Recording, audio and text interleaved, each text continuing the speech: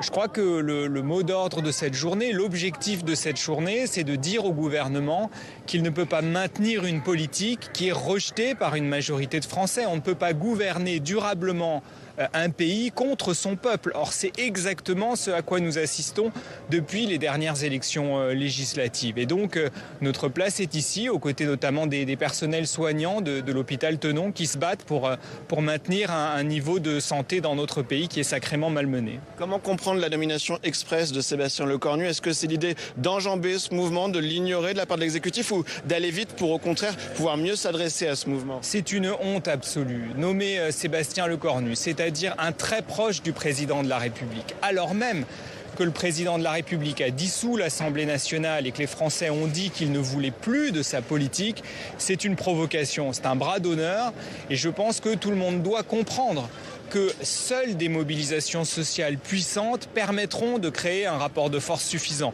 Et vraiment, il y a la journée d'aujourd'hui, mais il y aura aussi le 18 septembre à l'appel de l'intersyndicale. On a besoin d'un grand mouvement social, d'un immense mouvement social si on veut que ça change dans notre pays. Et c'est ma dernière question, que doivent faire les communistes maintenant dans cette période qui s'ouvre a priori de négociations que doit ouvrir Sébastien Lecornu? Qu'est-ce que sera votre message, vous, au Premier ministre? Nous dirons au Premier ministre que s'il compte poursuivre la même politique que celle qu'on connaît depuis qu'Emmanuel Macron est président de la République, la sanction sera immédiate et on ira vers la censure et inévitablement vers une dissolution derrière.